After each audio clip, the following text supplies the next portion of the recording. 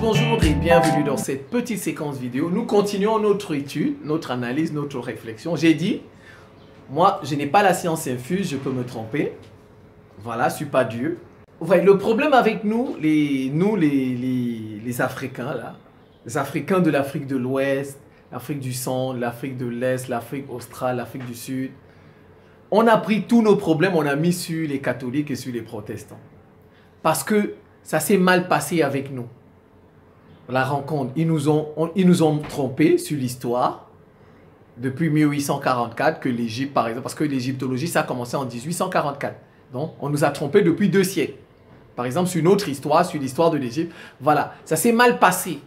Il y a eu, on sait comment la colonisation s'est passée, on nous a trompés. Voilà, ils nous ont apporté un Jésus, voilà, comme ça, avec des photos blanches, etc., que Jésus était blanc. Donc, ils nous ont trompés. Bon, ça, c'est les catholiques et les protestants qui ont fait ça. Vous voyez, nous, on prend tous nos problèmes, on met sur les catholiques et sur les protestants, comme si c'était les seuls chrétiens. C'est pas, regardez les Russes. Les Russes ne sont pas venus chez nous, mais ils ne sont pas catholiques, ils ne sont pas protestants. Ils sont orthodoxes. L'Éthiopie est orthodoxe. Les Éthiopiens, c'est qu'ils oublient, certains Africains, que les Éthiopiens n'ont pas été esclaves. Nous, on a été esclaves. Mais ça, c'est les Européens. Nous, on a été esclaves des Arabes et esclaves des Européens. Mais les Éthiopiens n'ont pas été esclaves. Les Éthiopiens, on n'a pas changé leur histoire, comme on n'a pas détruit leur culture. Mais parce que vous voyez, et quand vous les voyez, ils parlent, ils généralisent, ils pensent que tous les Africains ont été colonisés, tous les Africains ont été esclaves. Et ils mettent tout sur l'Église. Je ne suis pas en train de disculper l'Église catholique. Je ne suis pas en train de défendre l'Église catholique. Mais je dis, on a mis, bon, comme ça s'est passé mal avec eux, parce que ça s'est mal passé avec eux, moralité, il ne faut plus qu'on soit chrétien. Moralité, il ne faut plus qu'on soit musulman. Parce que ça s'est mal passé. Mais ça ne s'est pas mal passé avec tout le monde. L'Éthiopie est là. L'Éthiopie, c'est le bon exemple. Ça ne s'est pas mal passé avec eux. Bon, entrons dans le vif du sujet. Allons étape par étape. Je prends le Japon. Je vais cocher Japon. Japon. D'accord, les Japonais se sont développés avec leurs propres valeurs, leur propre culture, leurs propres coutumes, leurs propres traditions, leur propre religion. Ils sont shintoïstes. Oui, je suis d'accord pour le Japon. Mais le Japon n'est pas la première puissance mondiale. Donc, on peut se développer avec ses propres valeurs. Je n'ai pas dit non. Je ne dis pas non. On peut se développer avec ses propres valeurs. Mais maintenant, s'il faut même discuter sur le Japon, le Japon a commencé à se développer quand? Quand ils ont rencontré les Européens, l'ouverture. Donc, ça veut dire que tant que les Européens chrétiens n'étaient pas venus au Japon, le Japon ne se serait pas développé, le Japon ne serait pas devenu ce qu'il est. C'est l'ouverture du Japon à l'Europe. L'ouverture du Japon à l'Europe.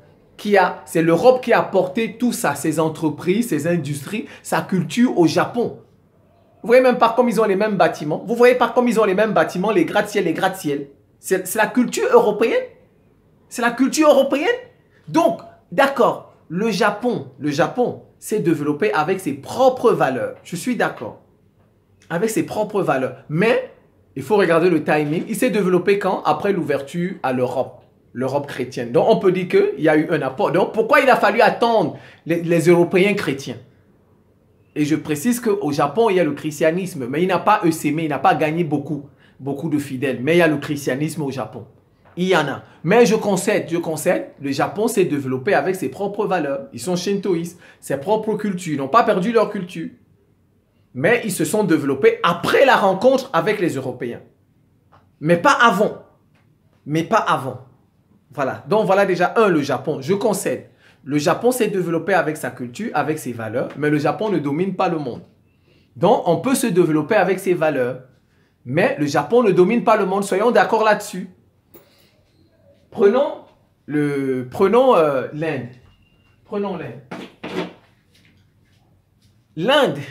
L'Inde a l'hindouisme. Mais comme le Japon, l'Inde est devenue ce qu'elle est après la colonisation. Encore les chrétiens européens, la Grande-Bretagne, après. Bon, en Inde aussi, il y a des musulmans. En Inde aussi, il y a des chrétiens, n'est-ce pas? Bon, mais admettons, les Indiens sont forts parce qu'ils ont leur propre culture. Ils sont forts parce qu'ils ont leur propre culture. Ils sont forts parce qu'ils ont leur propre religion. Mais aussi, ils ne dominent pas le monde. Ils ne dominent pas le monde, ils ne sont pas premiers. Ils ne sont pas premiers.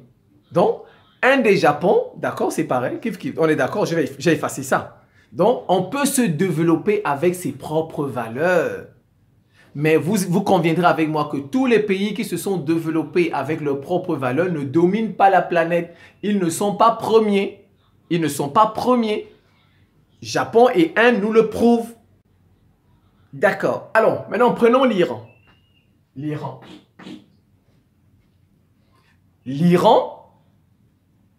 avant la révolution de 79, il y avait un empereur là-bas, un roi, comme vous voulez, il s'appelait le Shah d'Iran. Les Iraniens ne sont pas arabes. Les Iraniens sont perses. Ils sont perses. Ils avaient leurs coutumes, leur religion, leur tradition avec le roi, avec leur empereur, le Shah. N'est-ce pas? Alors, Ali Khamenei, le guide, un musulman, il a vaincu le Shah. Il a vaincu le Shah. Le Shah était même soutenu par les États-Unis. Le Shah était soutenu même par les États-Unis. Le Shah, il faisait la promotion de leur culture, de leur tradition, de leurs coutumes. Khamenei, Ali, la révolution, on les a chassés. Il les a battus militairement. Le Shah est parti en exil. Il y avait des États-Unis étaient là-bas. La prise de l'ambassade de Téhéran. Boum, on les a tous chassés. Ils sont musulmans. Ils se développent avec les valeurs des autres. Voilà déjà un exemple. Les Iraniens se développent avec les valeurs des autres. L'islam sont les valeurs des autres. Les Iraniens sont perses. Ils sont perses, ils ne sont pas arabes. L'islam vient des Arabes. Le prophète Mohammed était arabe. Il était arabe. Donc voilà déjà un là qui contredit. Je ne suis pas sûr que le Japon peut battre l'Iran. Je ne suis pas sûr. Je ne suis pas sûr que le Japon là peut battre l'Iran. Je ne suis pas certain. Je ne suis pas certain. Vous voyez, voilà des gens qui ne sont pas arabes, mais qui se développent avec les valeurs des autres. Ils auront bientôt la bombe atomique. Vous avez vu comment leurs drones, etc. Voilà, bon, ils dominent quand même pas le monde. Ça aussi, je suis d'accord. Ils se sont développés avec les valeurs des autres, des Arabes, mais ils ne dominent pas le monde. Je suis d'accord. Donc les Iraniens, les Iraniens sont comme les Indiens, sont comme les Japonais. Ils sont forts, mais ils ne dominent pas le monde. Je suis d'accord. Prenons le Pakistan. Le Pakistan, c'est des Pendjabis, on dit les Pendjabis. Les Pakistanais sont des Pendjabis, ce n'est pas des Arabes. Les Pakistanais ne sont pas arabes. Ils se développent avec les valeurs des autres. Ils sont musulmans. Les Pakistanais sont musulmans. Ils se développent avec les valeurs des autres, avec la religion des autres. Ils ont la bombe atomique. Ils ont la bombe atomique. Je suis d'accord. Ils ne sont pas les plus forts du monde aussi. Ils sont comme les Indiens, ils sont comme les Japonais. Je suis d'accord. Mais ils sont forts. Donc vous voyez, ils sont forts avec les valeurs de ça contredit. On dit l'Afrique est faible parce que nous avons les valeurs des autres. Nous voulons nous développer avec les valeurs des autres. Mais vous avez des exemples, des gens qui n'ont pas leurs propres valeurs, mais qui se développent. Je viens de vous citer l'Iran. Je viens de vous citer le Pakistan. Les deux là déjà. Il n'y a que l'Inde et le Japon qui ont leurs propres valeurs. Mais ils ne dominent pas le monde. Et je vous ai même dit, il fallait voir le timing. Ils sont devenus forts, l'Inde et le Japon, après la rencontre avec les Européens, mais pas avant. Et les Européens qui ont apporté le christianisme. Donc, on peut dire que c'est le christianisme qui leur a donné un souffle, un coup de pouce. Donc, j'ai fini avec l'Iran et le Pakistan. Alors, prenons la Turquie. Les Turcs ne sont pas arabes non plus. Erdogan n'est pas un arabe. Erdogan n'est pas arabe. Regardez, il y a élection là-bas. Il n'est pas arabe. Mais la Turquie, ils sont musulmans majoritairement. Les Turcs sont majoritairement, regardez comme ils sont forts. Les Turcs se développent avec les valeurs des autres. Les Turcs se développent avec la religion des autres. Vrai ou faux? Les Turcs se développent avec la religion des autres. C'est vrai ou c'est vrai ou c'est faux? Voilà des exemples. Voilà l'islam. Voilà. Donc, ça contredit ça. L'Afrique, nanani, nanana, patati, patata. Ça contredit. Voilà la Turquie. Si la Turquie était... Voilà. Donc, on peut se développer avec les valeurs des autres.